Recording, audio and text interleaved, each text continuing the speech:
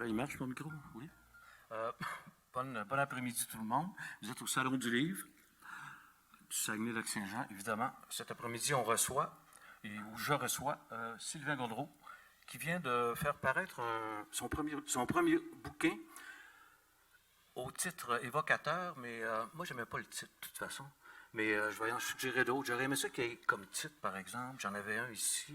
Attendez un peu, mais on va vous le donner tout de suite. Il était vraiment... Le pelleteux de nuages de Jonquière. Ou quelque chose... tu sais, une espèce de titre accrocheur. C'est pragmatique. Il y a un sous-titre qui explique tout. Quand le climat dicte l'action politique. Sylvain, une chose à te demander avant qu'on commence mes 5 questions que j'ai préparées. Est-ce qu'on peut se tutoyer? Ben, j'espère. Parce qu'on a quand même quelque chose en commun. On a enseigné... En même temps. En même temps, je pense qu'on a participé à des manifs assemblées syndicales. Et puis on n'est pas à Radio-Canada ici. Non, on ne fait pas semblant de on peut ne pas se tutoyer. connaître. OK, on commence. Mais je peux te parler tout de suite? Parce que je voudrais dire quand même sur je n'ai pas posé de question. Non, mais c'est parce que là, tu viens de faire une affirmation quand même lourde de conséquences. Laquelle? Ben, sur le titre. Ah, OK, oui. C'est ce que j'ai trouvé le plus difficile à faire. C'est de trouver un titre accrocheur. J'ai essayé toutes sortes de choses. Mais finalement, je revenais à ce titre-là. Et c'est comme si pragmatique, c'était comme un titre temporaire que je mettais sur mon document Word. Puis à la longue, il s'est imposé. J'ai essayé toutes sortes d'autres titres, mais finalement, il dit ce qu'il veut dire. Alors, voilà. Quand tu vas commencer à écrire de la poésie, tu vas voir à quel point c'est difficile, les titres. Mais là tu commences... J'ai déjà souvent de la misère avec mon titre de député, alors imagine. Sylvain, garde, première chose, c'est ton premier livre. Oui. Quand tu enseignais, tu n'as jamais écrit de livre ou avant, dans tes cahiers, il n'y a pas un vieux recueil de poésie que tu as écrit à 15 ans comme Rimbaud, et puis tu vas sortir ça vers la fin de tes jours? Des bandes dessinées, quand j'avais genre 8 bon, ça, c'est ans. bon, c'est porteur, c'est vendeur. Des bandes dessinées, mais c'est un dessin plus qu'un naïf. Alors, j'ai ça, une genre de pièce de théâtre quand j'avais 12 ans, que j'ai jamais terminée, qui ressemble un peu aux écrits de Martin Giguère. Là. Alors, tu sais, qui pourrait relire, puis ça ferait vraiment quelque chose d'assez exceptionnel. Mais moi, j'ai passé par ces étapes-là. Puis, j'ai été chroniqueur au Journal Le Quotidien, tu te souviens? Oui, ouais, on en parle dans ton livre. Exact. T'en parles dans ton livre. Mais j'avais jamais publié de livre. Pourtant, on parle d'écriture pas politique, mais, parce qu'il y a 2 sujets dans ce livre-là, c'est pas compliqué. Il y a la crise environnementale, la crise climatique, et puis la politique. Il y a deux sujets. Ben pour moi, c'est le même sujet. Parce que la crise climatique est politique et les solutions à la crise climatique sont politiques. Donc, c'est pas 2 sujets, c'est intégré, c'est le même sujet. Est-ce qu'un politicien... Là, il y a 2. Il y a Paul Bégin qui vient de publier un ouvrage aussi, ouais. qui compte sa vie, je ne l'ai pas lu. Mais est-ce que les politiciens, en principe, en France, ils écrivent tous 1 ou 2 livres par année, mais ici, il n'y a presque jamais de politiciens qui écrivent des livres qui s'expriment avec l'écriture. Dans les politiciens en exercice, c'est plus rare, où c'est souvent associé à un outil marketing politique, tu sais, comme par exemple François Legault qui a publié son projet Saint-Laurent. C'était juste avant l'élection de 2018, fait que c'était clairement un outil de partisanerie, je dirais presque. Il y a eu beaucoup de politiciens qui ont fait des livres aussi avant de se lancer dans une campagne. Je pense à Richard Legendre, avec un titre, là, l'humilité d'un gagnant, des titres très recherchés, là, puis avec la photo et tout. Tu as vu qu'il fait du tennis, ça? Oui, c'est ça, quand il s'était présenté à la course au leadership du Parti québécois en 2005, justement parce que Legault ne s'était pas présenté. Fait qu'il y a des livres comme ça, mais c'est vrai que des essais ou des livres pendant la pratique politique comme telle, je pense que c'est plus rare au Québec, effectivement. Ou ils en publient, mais ils font écrire par d'autres. Ou peut-être. Moi, je ne parce veux pas lancer de pierre à personne. Ouais. Ça peut arriver. Mais moi, j'ai été aidé aussi là, dans ce livre-là. Je mentionne le nom des personnes qui m'ont aidé, dont Étienne Pomerleau-Landry, qui a été pendant plusieurs années mon recherchiste à l'Assemblée nationale, qui m'a beaucoup aidé aussi dans ses réflexions. Parce que moi, le politicien qui écrivait, c'était Gérald Godin. Ouais. C'était c'était un poète qui a fait de la politique et puis qui était aussi bon politicien. Puis, il faisait des tournées en vélo. Oui, mais Robert Bourassa a écrit, Jacques Parizeau, évidemment, a écrit, Gabriel Nadeau-Dubois a publié. Puis il a même gagné un prix. Jean-François Roberge a écrit. Mais c'est un peu plus rare parce que les politiciens, ils écrivent surtout des propositions. Surtout des propositions. Des propositions ou des projets de loi. Oui, ça, effectivement, on travaille là-dessus en général. Mais, comme je te dis, souvent, c'est plus sous forme de soit de testament ou de legs, ou peut-être de propositions pour un gouvernement futur. Mais moi, en ce qui me concerne, c'est pas un testament, en tout cas. Je ne sais pas dans cet esprit-là, je l'ai fait, puis j'espère que c'est pas ça. Et pour moi, c'est comme un bilan. C'est comme tracer une ligne. Tracer une ligne pour expliquer et raconter mon expérience, mais en même temps, à partir de cette expérience, qu'est-ce que j'entrevois pour le futur? Fait que c'est pas un testament, c'est pas un programme. Pour moi, c'est comme faire le bilan et tracer des perspectives pour le futur. Il y a un vocabulaire là-dedans qui est utilisé, qui est le nouveau vocabulaire vert. Comme à un moment donné, je t'entendais dans une entrevue cette semaine, tu parlais de l'aluminium verte. Dans mon temps, l'aluminium, c'était gris. Là, c'est rendu vert. C'est quoi? L'ont-tu peinturé? Comment ça se fait? Parce que t'en parles dans ton... Oui. Puis, je pense que ce que tu amènes comme question, c'est que il faut être très prudent quand on parle d'environnement pour éviter de tomber dans de l'éco-blanchiment. Puis, comme dire du pétrole vert, ça n'existe pas. T'sais. Ou du charbon vert, ça n'existe pas. Donc, il y a un risque au moment où on est présentement dans la société, dans les enjeux politiques, de verser dans un discours très éco-blanchiment, comme aujourd'hui sur la une du Devoir avec l'article sur les procédés de captation, de stockage et de captation de carbone.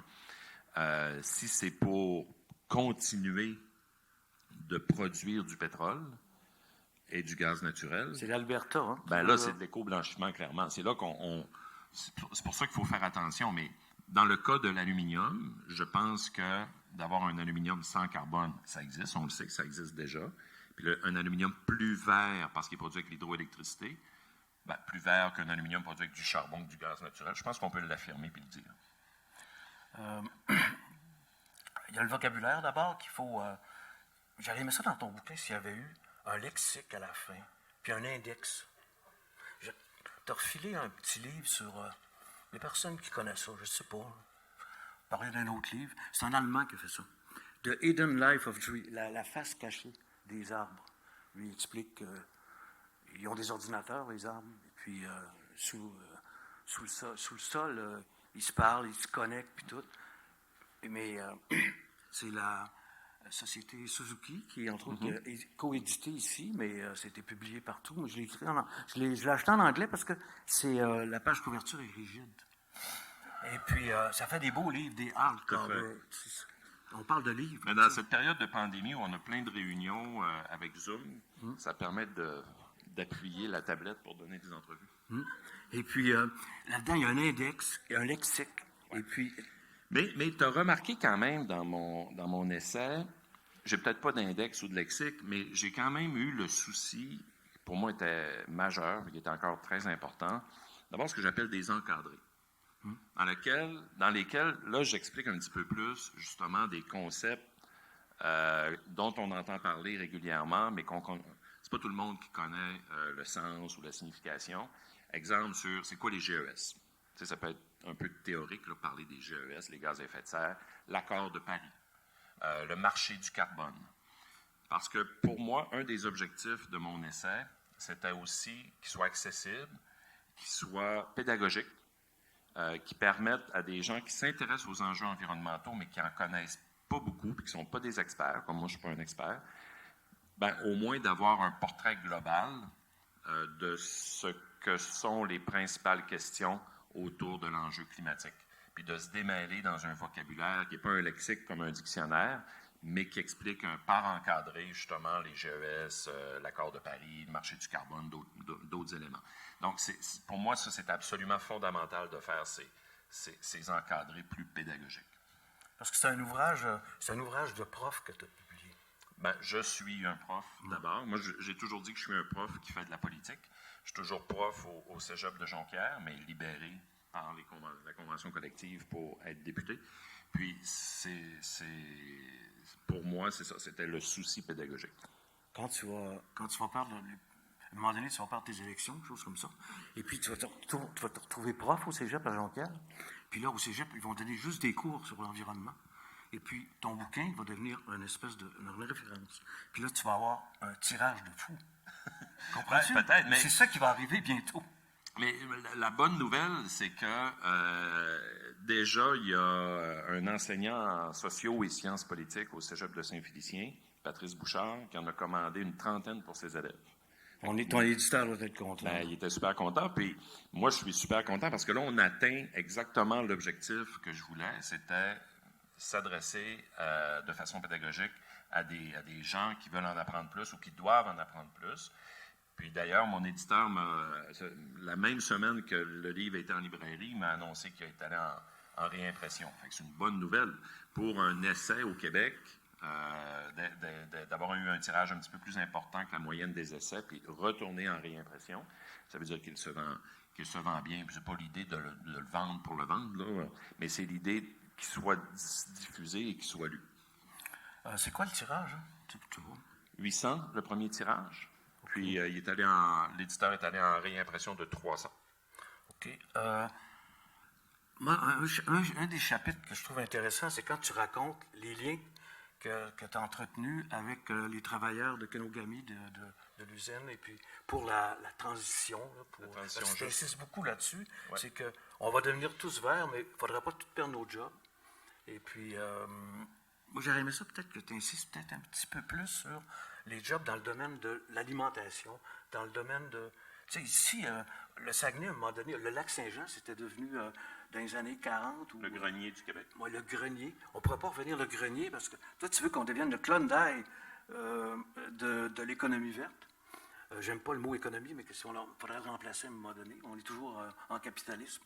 Mais est-ce que ça préoccupe cette dimension-là de la transition pour essayer de, pas convaincre, mais expliquer qu'il y a moyen de survivre pareil si on assure ces changements-là auprès des travailleurs? Ben oui, mais c'est l'élément le plus important dans mon essai, c'est cet angle de la transition juste. Puis sur le bandeau, là, c'est pour ça qu'il y a une expression là, qui a été retenue. Une transition écologique, oui, mais une transition juste. Et le Québec est en retard là-dessus. Même si on se compare à l'Alberta, le gouvernement albertain a développé des politiques de transition juste pour les travailleurs de l'industrie du charbon. Ils sont en train de travailler également sur des politiques de transition juste, évidemment, pour les travailleurs des sables bitumineux. Pour moi, c'est l'enjeu le plus important parce que la transition écologique et économique qui va avec, c'est sûr qu'elle aura des impacts sur un certain nombre d'industries, sur plusieurs milliers d'emplois, et il s'agit d'une responsabilité qui est collective. Ce n'est pas qu'aux travailleurs et aux travailleuses qui sont touchés en premier de faire les frais ou de subir les conséquences d'une transition, parce qu'eux et elles travaillent de façon honnête, de bonne foi, dans une industrie qui va être appelée à changer. Et ce changement-là, c'est là que c'est une responsabilité collective qui appartient à l'ensemble de la société. Parce que sinon, si on fait une fracture entre la responsabilité collective et les travailleurs et les travailleuses qui seront touchés par la transition, je pense que c'est le chemin direct vers des situations comme on a vécu en France avec les Gilets jaunes, entre autres. Donc, il faut absolument, dès maintenant, travailler en amont pour anticiper ce qui s'en vient, dans le secteur de l'aluminium, dans le secteur de la forêt, dans le secteur de la construction, de la pétrochimie, des cimenteries, dans le secteur du transport, du camionnage lourd. Alors, il va y avoir énormément de changements qui vont affecter les travailleurs. Il faut anticiper ça. Il faut cibler les secteurs où on va pouvoir investir et avoir vraiment des avantages, saisir les opportunités, et ensuite financer cette transition. Donc, c'est 3 étapes, puis c'est de ça que je parle, entre autres, dans mon livre. Puis c'est vraiment, c'est au cœur, c'est le message que je voulais passer. Dans un livre, il y a tout le temps une espèce de crunch, là. Tu sais, une montée, c'est un peu comme un récit, ça. Une nouvelle. Ouais. Ouais. Et puis, c'est évidemment, on ne peut pas ne pas parler de GNL Québec, et puis le rôle que tu as joué là-dedans. Et puis, je me souviens qu'il y a un chroniqueur du Journal de Québec-Montréal qui t'a interviewé, et puis qui, lui, a insisté sur le fait que tu t'es fait insulter pendant je ne sais pas combien de mois, et puis tu as sorti un certain nombre d'extraits. Ça, c'est pour eux autres, c'était le punch. Ouais. Mais tu étais tout seul, tu sais, t'étais tout seul dans ce combat-là. Et puis, ici, au niveau régional, tu étais particulièrement blasté, là, tu sais, et puis t'empêchais les gens de voir l'avenir, et puis tu voulais, il aurait pu tirer des cailloux comme dans la Bible, mais ils l'ont pas fait. Parce qu'ils se sont tenus, mais les cailloux, aujourd'hui, ils se tirent dans les réseaux sociaux. Oui, c'est bien dit. En fait, je n'étais pas seul.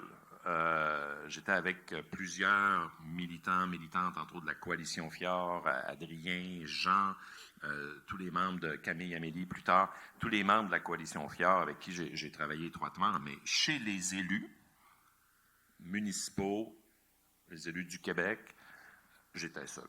C'était et même les élus fédéraux aussi. C'était la rue qui était avec toi. La rue, c'est-à-dire une partie de la rue, le côté père. Oui, la rue verte.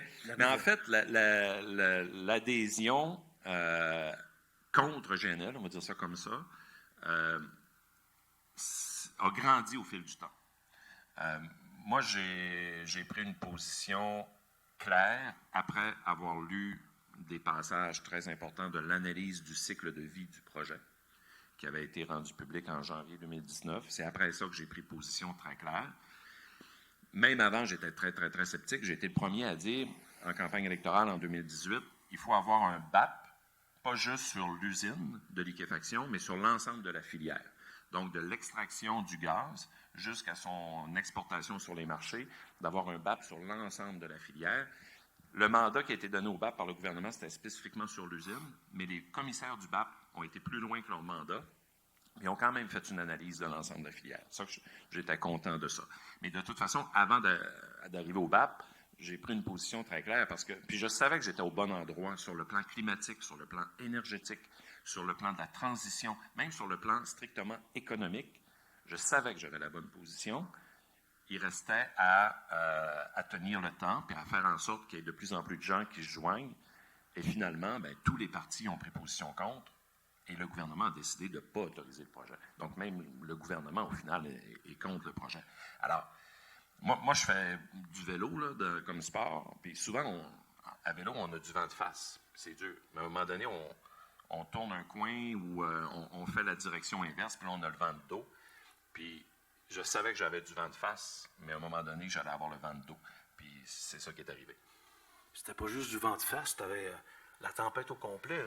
Oui, puis les commentaires sur les réseaux sociaux, il faut en prendre puis en laisser, mais quand il y avait des pics dans l'actualité sur GNL, comme par exemple, vous allez remarquer qu'il y a beaucoup de commentaires autour du 9 décembre 2020, parce qu'à ce moment-là, on a déposé une pétition de plus de 110 000 noms à l'Assemblée nationale avec la Coalition Fjord. Fait que c'était très, très, très couvert par l'actualité. Puis là, il y a eu un pic, de commentaires méchants sur les réseaux sociaux. Comme après ça, quand ça a été le BAP, là, un deuxième pic, c'était avant la pétition, là, mais donc ce que je veux dire, c'est que quand il y avait des événements dans l'actualité où les anti-GNL étaient plus présents, là, il y avait plus de commentaires. J'en ai pris quelques-uns qui étaient les plus marquants.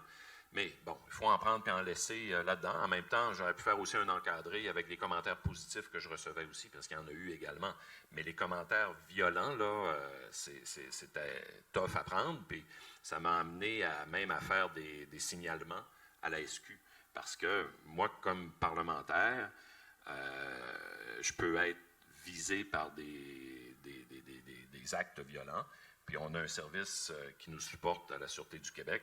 Puis là, quand quelqu'un me dit « je vais te donner une craque sur la gueule », ben là, je pense que ça vaut la peine de le signaler. Oui, il peut te dire aussi, je vais péter les vitres de ton pick-up. Ça, c'est tannant. Mais j'ai pas de pick-up. Mais c'est ceux qui ont des pick-up qui voudraient te péter des vitres. Une autre réalité que on déborde tout de suite sur le troisième lien à Québec, là. Je veux dire, as-tu l'impression que ça a des correspondances avec ce qui se fait ici? Par rapport au AGNL? Moi? Par rapport à... Parce qu'ici, on pensait que c'était un projet régional, mais c'était national, ce projet-là. Ça, c'est l'autre discours que j'ai tenu aussi. Ça concernait tout le monde. Ça concernait tout le monde. Puis quand il y a des gens qui disaient « ça n'a pas de bon sens qu'il y ait des mémoires au BAP qui viennent encore des méchants gens de Montréal », non, c'est un projet national, puis même international à cause des enjeux d'exportation puis d'importation venant de l'Ouest. Donc, c'est un enjeu national, voire même international. Donc, tout le monde peut s'exprimer. Comme au BAP, il y a en 2010, sur les gaz de schiste, non, après 2010, peut-être 2013, 2014, enfin, le BAP sur les gaz de schiste, c'était surtout dans la région centre du Québec, mais ça n'empêche pas que quelqu'un du Saguenay pouvait déposer un mémoire dans ce BAP-là, parce qu'il reste que l'exploitation des gaz de schiste, ça interpelle l'ensemble des Québécois. Fait que c'est un peu la même chose. Puis l'autre élément sur lequel je me suis battu puis que je continue de me battre, c'est cette espèce de débat stérile entre Montréal et le Saguenay-Lac-Saint-Jean. Comme si c'était les méchants Montréalais puis qui ne comprennent pas la réalité de la région. Puis ça n'a rien à voir. C'est un débat national. Puis les gens du Saguenay-Lac-Saint-Jean, puis j'en rencontre à tous les jours, sont extrêmement préoccupés aussi par les enjeux environnementaux. C'est pas parce que on est au Saguenay-Lac-Saint-Jean qu'on ne croit pas à l'existence des changements climatiques. Les gens du Saguenay-Lac-Saint-Jean sont aussi extrêmement préoccupés par l'avenir de la planète, par les changements climatiques, par les enjeux environnementaux. Ce n'est pas juste une question de Montréalais. Alors moi, cette espèce d'opposition stérile entre la métropole et les régions, je trouve que c'est nuisible dans une vision du Québec qui doit se voir quand même de façon unifiée. Trouves-tu que c'est un handicap pour un politicien de venir d'une région? Je veux dire, non. Je parle du chauvinisme qui finit par prendre le dessus sur à peu près tous les débats. Ce qui est plus difficile, c'est plus l'accès, disons, aux médias nationaux, à un certain nombre d'activités qui se déroulent surtout à Québec ou à Montréal. Mais non, c'est pas un handicap. Il y a de très grands politiciens du Québec qui sont venus des régions. Puis, je pense que je pense pas que ce soit un handicap. Puis il y a des politiciens qui s'installent en région pour pouvoir avoir un peu plus de rayonnement. Ma cinquième question, attends un peu. Il faut que j'aille chercher un texte qui est paru dans Charlie Hebdo. Okay. C'est un chroniqueur c'est celui qui a remplacé Oncle Bernard, une des victimes de Charlie. De l'attentat. C'est Jacques Littorer qui parle de taxer le carbone week-end. Et puis, à un moment donné, regarde ce qu'il dit. Il parle de la Suède. De plus en plus, en Suède, l'État est intelligent et pragmatique. 2 mots interdits à l'ENA. Ainsi, la TVA est divisée par 2 sur les objets qui ont été réparés, comme l'électroménager, les vélos et les vêtements. De même, l'État a subventionné l'achat par les particuliers de solutions de chauffage moins sales, comme la pompe à chaleur. En Suède, les logements chauffés au fioul n'existent pour ainsi dire plus, alors que cette énergie d'un autre âge est utilisée dans près de 3 millions de foyers dans notre pays, pas loin d'un logement sur 10. Il explique que, est-ce qu'on peut taxer le carbone? Bien, ça se fait déjà. Je me demande même si on ne devrait pas le taxer davantage. Nous, au Québec, on a choisi le système de ce qu'on appelle la bourse du carbone ou le marché carbone, qui va faire en sorte que le prix du carbone va monter. Et c'est sûr que les entreprises Après ça, le fonds reflété sur le prix des biens de consommation. Et c'est ainsi qu'à un moment donné, on va prendre un point de bascule où le prix du carbone va tellement être élevé que là, les biens verts, les biens de consommation éco-responsables, comme par exemple les véhicules électriques, etc., bien là, les prix vont devenir beaucoup plus intéressants, puis ça va baisser. Alors ça, je pense que c'est une politique qui n'est pas idéale, qui a ses forces et ses faiblesses, mais le prix du carbone, de taxer le carbone, ça va aider à encourager des comportements plus écolos. Mais l'autre élément que tu cites dans l'article, c'est tout l'enjeu de l'obsolescence programmée. Quand tu dis qu'ils baissent les taxes, par exemple, sur les équipements qui sont réparables ou qui sont réparés, bien ça, on a tout un chemin à faire là-dessus au Québec, là, puis en Occident en général. Je veux dire, on le sait tous là, que nos téléphones, c'est planifié pour qu'au bout de quelques années, même quelques mois, ça soit déjà désuet, alors que, je veux dire, ça peut durer bien plus longtemps. Moi, quand j'étais jeune, on avait une expression dans ma famille, du côté de ma mère, on disait qu'un poêle mélangé, c'était pas tuable. Parce que j'avais un de mes oncles qui avait un chalet avec un poêle mélangé, là, les vieux poêles à mélanger qu'on met du bois dedans. Là. Ma cousine a hérité du chalet, puis elle a encore son poêle mélangé. Il n'est pas tuable. Bon, mais aujourd'hui, si on s'achète une cuisinière, quand on l'a quelques années seulement, puis je vois Dario qui hoche du bonnet, là, parce qu'on a acheté une cuisinière il n'y a pas longtemps avec qui on a beaucoup de problèmes, puis elle est de l'année, là. Donc, tu sais, je veux pas tomber dans les anecdotes, mais il reste que les biens sont moins durables qu'avant. Les biens sont moins durables qu'avant, et ça, c'est planifié. Alors, il faut avoir des mesures fortes pour contrer l'obsolescence programmée. Ça, j'en parle pas comme tel dans mon livre, mais ça fait partie des enjeux. Puis, l'autre élément, tu sais, quand tu dis que dans ton article, il parle également de pragmatique, moi, ce que j'ai voulu démontrer aussi là-dedans, c'est que M. Legault aime beaucoup se dire pragmatique. C'est un gars pragmatique. Ça va être ton mot de la fin. C'est un peu, OK. C'est un peu pour ça même qu'il a refusé de reconnaître un jour férié pour les Autochtones en disant ça va nuire à la productivité. Tu sais, c'est comme un esprit. C'est pas fort, ça. C'est pas fort. C'est un esprit très comptable.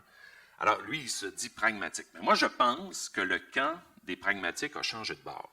Le camp des pelleteux de nuages, pour reprendre ton titre dans. C'est un très beau titre. Pelleter des nuages, c'est pratique.